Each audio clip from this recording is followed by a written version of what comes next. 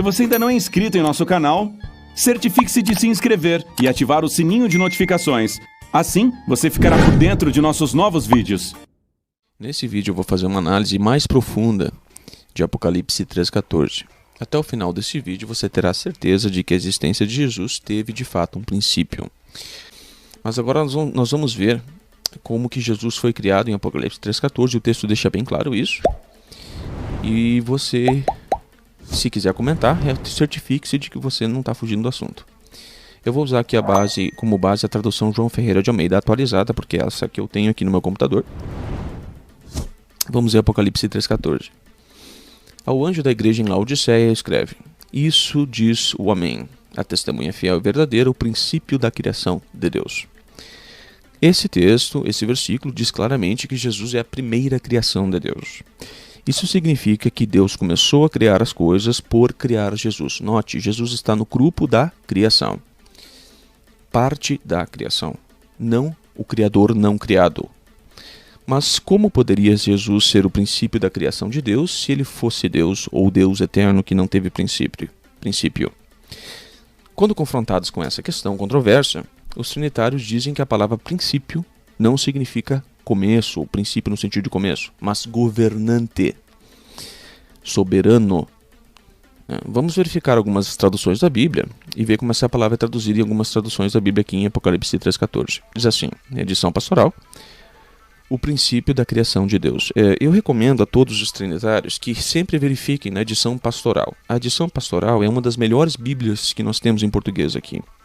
É uma das Bíblias mais exatas e ela tem a minha aprovação, pelo menos aí em 99% dela. Então, certifique-se de que a edição pastoral foi verificada por você antes de você fazer um argumento, porque ela é uma das melhores Bíblias que nós temos aqui em português. A Bíblia Viva diz assim: a fonte primitiva da criação de Deus. Nova versão internacional. O soberano da criação de Deus. Novo Testamento da versão Palavra Viva. A fonte e o soberano da criação de Deus. Nova tradução na linguagem de hoje. Daquele por meio de quem Deus criou todas as coisas. E Bíblia na linguagem de hoje, na versão 1988, a origem de tudo que Deus criou. Pois bem, a palavra grega usada aqui é arché. A pronúncia dela é arché. E conforme o dicionário de Strong, da versão King James Version, da Bíblia, diz assim, significa chefe, em várias aplicações de ordem, tempo, lugar ou posição. Início, canto, o primeiro, estado, magistrado, poder, principado, princípio, governante. Essas são as definições da palavra arché.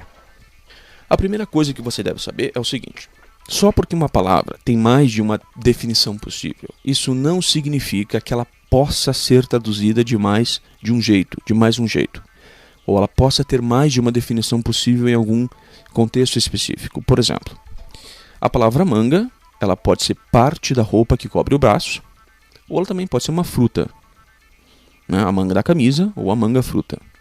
Agora perceba o seguinte exemplo. Suponhamos que você diga ou ouça a seguinte frase: João foi até a feira para comprar uma manga e fazer suco. Apesar da palavra manga poder significar parte da roupa que cobre o braço, absolutamente não é isso que a frase está querendo dizer. Você concorda com isso? Suponho que você concorda. Pois bem, então aqui conclui-se que a definição de uma palavra não pode ser outra senão fruta, nesse exemplo aqui. Assim sendo, a palavra, apenas uma definição é cabível no contexto em questão. Então surge a pergunta: qual das traduções está correta? Eu vou provar para você nesse vídeo que a tradução correta para esse versículo de Apocalipse 3,14 é o primeiro, no sentido de o princípio, certo? Princípio primeiro. Eu gostaria de deixar claro que até o final desse vídeo você não apenas estará certo de que a palavra significa princípio, mas você vai entender que ela não poderia ser qualquer outra coisa a não ser princípio. Tá bom?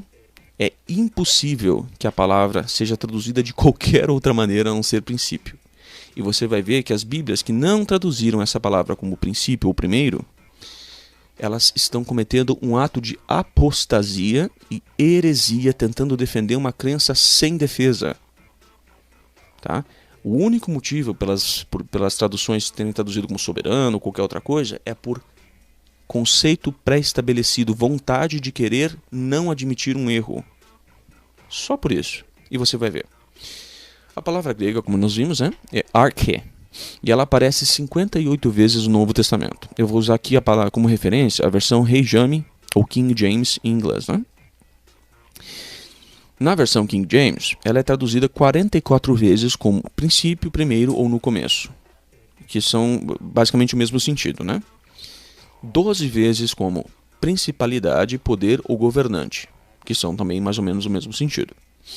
E 2 vezes como canto. Mas todas as 2 vezes, que ela é traduzida como canto, ela precede da palavra 4. Então, significa mais ou menos assim, os 4 cantos da terra. As 2 versões representam isso. Então, essa aqui está descartada, Canto, ninguém vai dizer que Jesus é o canto da criação de Deus. Não faz sentido. Então, definitivamente não é essa. Mas vamos analisar aqui. Por esses números, nós já entendemos o primeiro motivo, Probabilidade. Então, a primeira razão pela qual a palavra grega que signifique começo é por probabilidade. Por quê? Porque 44 vezes ela é traduzida como princípio, mas apenas 12 como principalidade. Então, veja só, probabilidade já está do lado do princípio. Mas talvez você esteja dizendo assim para si mesmo. Isso não prova nada. E aí eu concordo, isso não prova nada, mas isso é o mais longe que nós vamos chegar da palavra princípio aqui pelas razões que eu vou dar. Segunda razão, ela foi escrita pelo apóstolo João. O livro de Apocalipse, ele foi escrito pelo apóstolo João, assim como as cartas que João escreveu e o evangelho de João, as 3 epístolas que João escreveu. O apóstolo João usou 20 vezes a palavra grega arche nos seus escritos. E adivinha, nenhuma das vezes que ele usou é traduzida como algo diferente de princípio ou começo. A verdade liberta.